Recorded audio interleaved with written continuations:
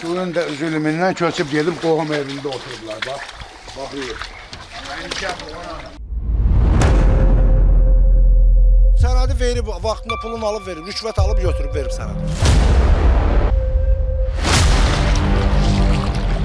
3 gün mən geri düşə bilməmişəm suyun əlindən. 3 gündən sonra daş qoyublar belə üstündən tullanıb keçib bura gəlmişəm.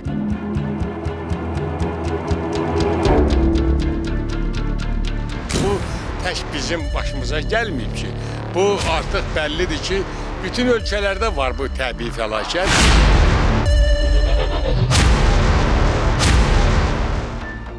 Hamısı pullarını alıb gediblər bizdə tikmişik də. Bir də görürsən ki, bu günləri sakitçilikdir, heç zat yoxdur.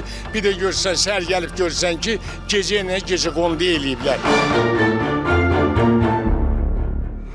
Yağış yağanda adətən deyirik ki, göydən nur yağır.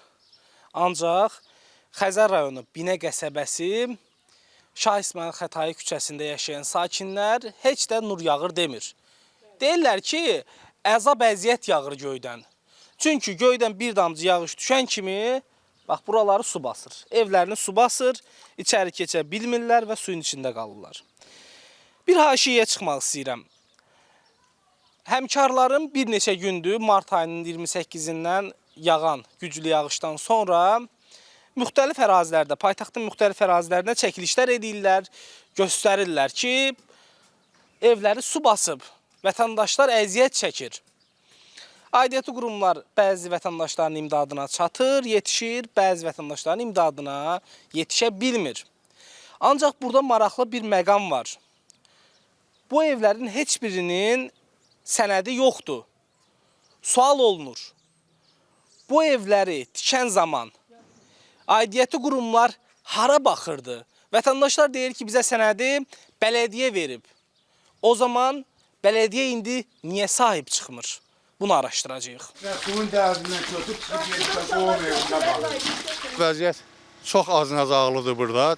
300-500 təsərrüfat, yəni bu vəziyyətdədir bu dəqiqə. Bu niyə belə olmalıdır axı? Biz niyə belə yaşamalıyıq? Bu nə vaxta kimi belə olacaq? Evlərin sənədi var burada. Evlərin sənədi yoxdur. O hamısı bələdiyyə sənədi. Onu da əllərində tuturlar ki, niyə gəlib burada tikilişmişsiniz?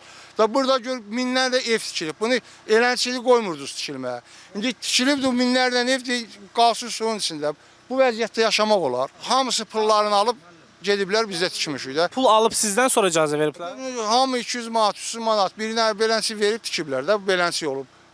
Minlərlə ev tikilib burada. Yəni bu icazə yoxdursa tikməyə biz niyə qoyurdular, tikirdik. İndi neçə ildir əziyyət çəkib bu tikmişik bu evləri, su basıbdı deyirlər niyə tikmişsiniz burada. Köçün buradan çıxın gedin. Hara köçüb gedək? Necə gedək? Nə vaxt almısınız bu evləri? 10 ildir, 15 ildir. Beləncə də 2000-ci ildən bir yana. Bu evləri tikəndə gəlib sizə dedilərmi ki, tikməyin və s. Burada hazır evlərdir. Makler tikib, satır pulu ilə deyir bələdiyyə sənədidir. Biz də pulumuzu verib almışıq. Bələdiyyəyə getmişsiniz ki, bax buranın. Bura ümumiyyətlə yaxınlaşmır. Amma bir arayış lazım olanda bələdiyyə gedəndə deyir sənin 60 manat, 70 manat illik ödəniş borcun var. Amma bələdiyyə burada zibil daşımır. Yəni bələdiyyənin heç bir fəaliyyəti yoxdur. Bələdiyyə adında bir qurumun burada nəsə bir iş gördüyünü biz görməmişik. Bir də icra hakimiyyətinin köməyi olub ki, bu şılangı çəkib, balaca 70'lik turba ilə bu suyu çəkib. Bu da 4 gün ərzində bir damcı su aparmayıb burada. 3 gündə ac qalmışdı. Uşaqlar çörək alıb aparıb verib ona. O çörək çıxıb gedib özünə çörək alıb gələnmiş. Bildiniz? Neçə gündür bu vəziyyətdir? Bugün 5 gün, 4 gündür. Nə vaxt yağış oldu belə oldu. 4 gün, 5 gündür belədir. Kanalizasiya olsa belə müsibət olmazdı. Bütün həyətlər su, evlər su içində qalıb. Cəmaatın necə deyim, hər şey sıradan çıxır. Evində xaladelniki suyun içində qalan var. Evində körpü uşağı var, suyun içində qalıb. Çox bizim həyətimizdə hələ bütöv sudur.